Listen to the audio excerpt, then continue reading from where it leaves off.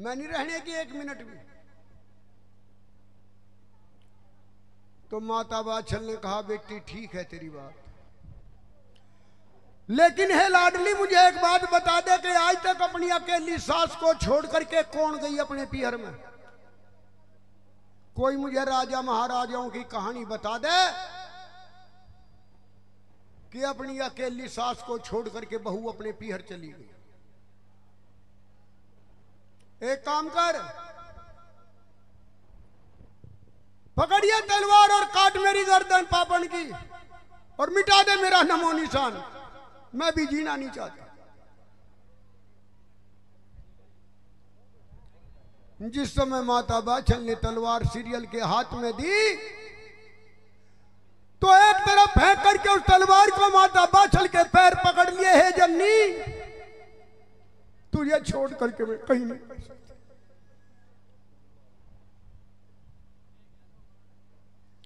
जब तक मेरे सांस हैं तब तक मैं तेरी सेवा करूं।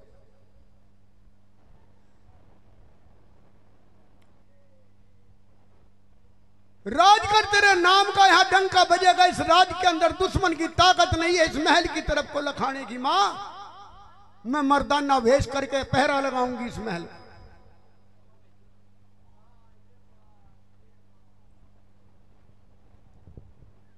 प्रेमियों, सास बहू अपना समय व्यतीत करने लगी। माता बाछल ने समझाया बेटी एक काम कर,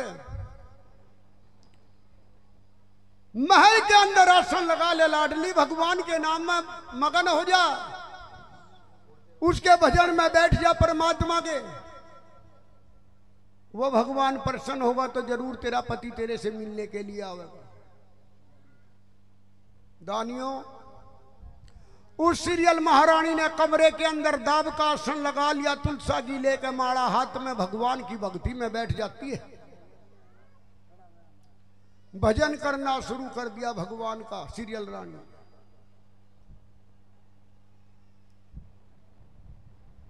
उधर बागड़ का महाराज रानी से बिछड़ने के बाद जंगल बियाबान में भटक जाता है।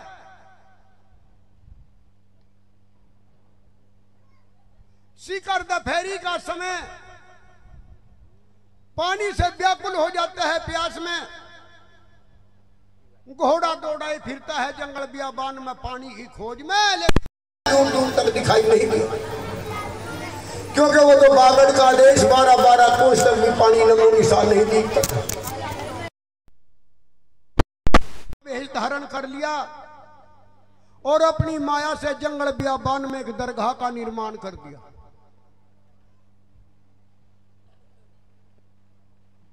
हाथ में माला लेकर के घूमने लगा। उस दरगाह को मकान समझ करके बागड़ वाले ने घोड़ा दौड़ा दिया और घोड़ा दौड़ाता हुआ वहां पहुंचा कि शायद इस मकान पे पीने के लिए पानी मिलेगा। लेकिन जिस समय वहां मुसलमान मौला फकीर को घूमते हुए देखा, हाथ में माला लिए हुए, एकदम से घोड़े की लगाम खींच लियो, तेरा भला हो, आज भाग में पानी नहीं लिखा विधाता। मौला वेशधारी महात्मा ने पुकारा, रे घोड़े वाले भाई, क्यों तो तू यहां आया था, क्यों तो वापिस चलने लगा, क्या कारण है? जहारवीर महाराज ने कहा कि हे महाराज, हे फकीर, मैं तो इसको मकान समझ करके आया था, मुझे ये नहीं मालूम था कि ये मुसलमान फकीरों की दरगाह है। मैं तो ये विचार करके आया था कि किसी का मकान होगा, यहां जल पी लिए, मैं प्यास से व्याकुल हूं। महात्मा ने कहा कि भाई जल तो बहुत रखा कर वो के अंदर, पी ले। उसने कहा नहीं, मैं धर्म से अक्षत्री चौहान मुसलमान फकीरों के इन करवों का पानी पी करके मैं अपने धर्म को नहीं बिगाड़ू। महात्मा ने कहा, रे भाई, 5 चीज तो ईश्वर ने बनाई है, हम अल्लाह ताला कहते हैं, आप ईश्वर कहते हैं। अगन गगन जल धरण पवन, ये 5 तत्व तो विधाता ने बनाए, ये तो सबका समान अधिकार है। तो गुग्गे महाराज ने कहा कि महाराज वो आपकी बात ठीक है, बहती हुई नदी का, कुएं का ये जल पवित्र होता है महाराज, बर्तन में घलने के बाद में पानी पवित्र नहीं रह जाता, इस जल को मैं नहीं पी। महात्मा गोरखनाथ जी ने देख लिया कि पानी नहीं पीएगा, प्यास बहुत लगी हुई है। कहने लगे कि बेटा एक बात बता, देखने से तो तू राजाओं का लड़का मालूम होता है मेरे लाल, लेकिन तेरे चेहरे पे इतनी उदासी क्यों है? क्या कारण है? किसी राजा के साथ में युद्ध हो गया तेरा, या तू उस युद्ध में हार गया, या तेरे से कोई ऐसा पाप हो गया कि जिसका पश्चाताप करने के लिए तू जंगल बियाबान में निकला, या तेरे माँ बाप ने तुझे देश लिकाड़ा दे दिया, या तेरी रानी बिछड़ गई तेरे से। महात्मा ने जो इतने सवाल एकदम से दाग दिए तो वो बागड़ का महाराज घोड़े से नीचे उतर के धरती माता पे बैठ के जर रोने लगा, गोड्डों में सिर देकर गए, हे महात्मा क्या कह दिया? और रोकर के वो बागड़ का महाराज उस मौला वेशधारी बाबा गोरखनाथ के सामने और क्या बयान करता है भाई?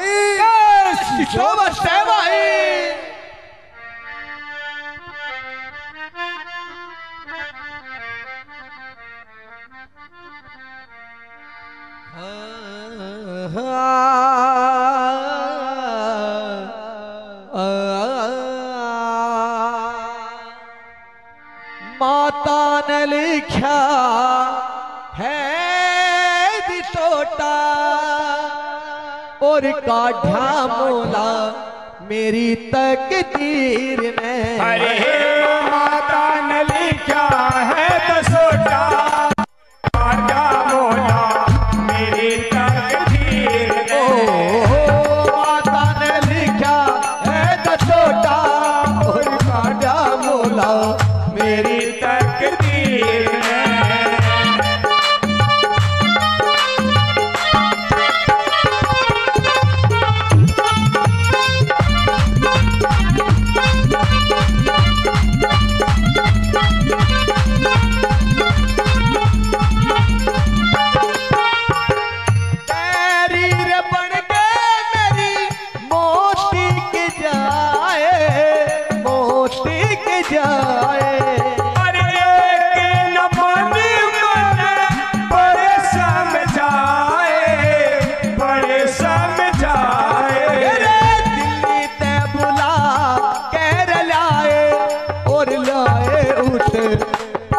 थी शबीर ने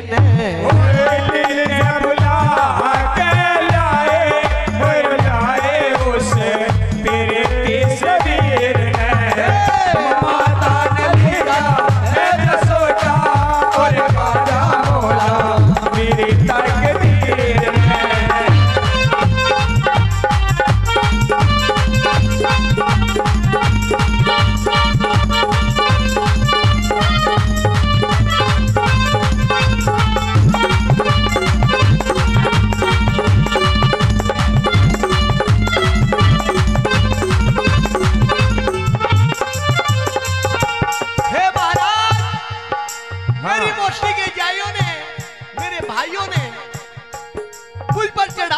दिल्ली से पृथ्वीराज चौहान के साथ, लेकिन मेरे साथ में गोरखनाथ महाराज का आशीर्वाद, मैंने सारी फौज हरा दी और भाइयों के शीश काट लिए।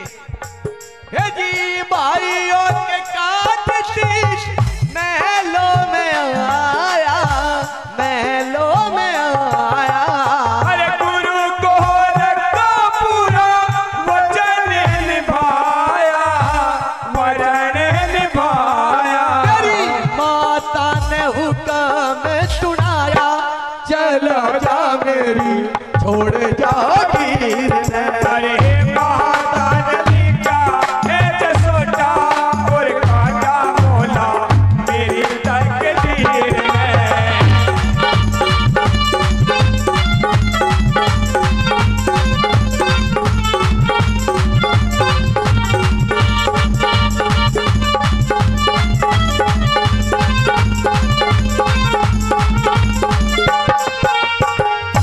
तेरी कलाल पूरा वचन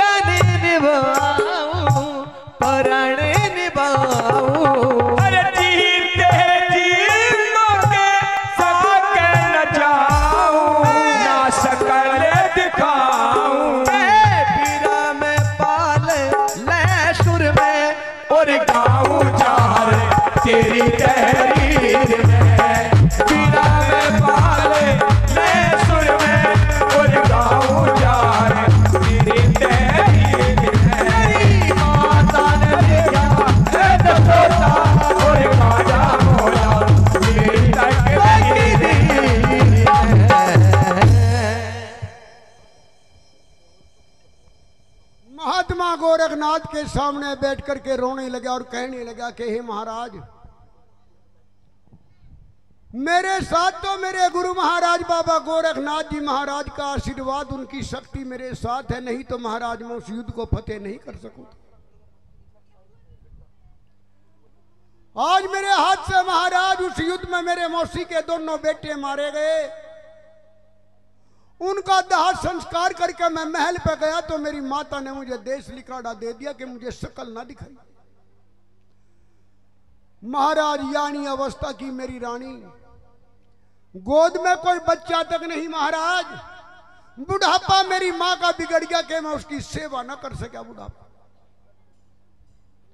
तो महात्मा गोरखनाथ जी सुनकर के इतनी बात अपने असली रूप में प्रकट हो गए कि बच्चा, अरे गुगे राणा, ये कोई दरगाह नहीं है मुसलमान फकीरों की, ना कोई यह मुसलमान फकीर है बेटे। ये तो तेरे धर्म की परीक्षा लेने के लिए मैंने जंगल बियाबान में इस माया का निर्माण किया था।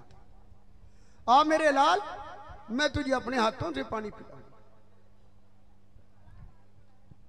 हाथ जोड़ करके गुग्गा महाराज कहने लगा कि हे गुरुजी, इस जगह को आबाद कर दे मेरे मालिक, ताकि दुनिया याद रखे कि कभी यहां बाबा गोरखनाथ ने बागड़वाड़े की धर्म परीक्षा करी।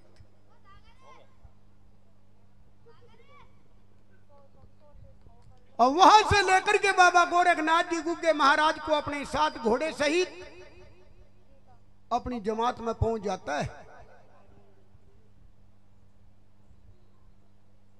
और जाकर के योग विद्या सिखानी शुरू कर दी। उधर सीरियल रानी भजन में बैठी हुई को 6 महीने का समय बीत जाता है।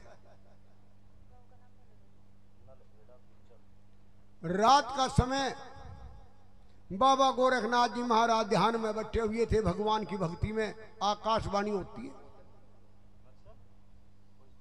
ए महाराज गोरखनाथ जी, या तो इस अपने चेले जहारवीर महाराज को रानी से मिलने के लिए भेज दे, नहीं तो वह रानी अपने प्राणों का त्याग कर देगी, वो पाप तुम्हें लगेगा। सुन करके आकाशवाणी बाबा गोरखनाथ महाराज ने एकदम से जहारवीर को आवाज लगाई, रे बेटा जहारवीर, क्या आदेश गुरुजी? बच्चा, भाई मेरे कहने से आज एक काम करना पड़ेगा तुझे। कि बोलो महाराज। बेटा घोड़े पर होकर सवार नगर ददरे में चला जा अपने महल में रानी सीरियल से मिलने के लिए। बददरेवे का नाम सुना, धरती में टक्कर मारी। जहारवीर महाराज ने, जा रे बाबा तेरा भला हो जाता। जिस मेरी मां ने 12 साल बाबा तेरे धूनों की खाक छानी, अगर उस जन्नी का मैं एक वचन भी ना निभा सका बाबा, तो मेरा तो जीना ही बेकार है दुनिया। महाराज मेरी मां ने कह रखा कि मुझे जीते जी शकल ना दिखा दिए, सुपने में मर गया तो कभी मेरे सुपने में ना। बाबा मैं नहीं जाने का उसमें। बार बार समझाया महाराज गोरखनाथ ने, लेकिन बागड़वाड़ा नहीं मानता। तो बाबा गोरखनाथ जी को क्रोध आ गया।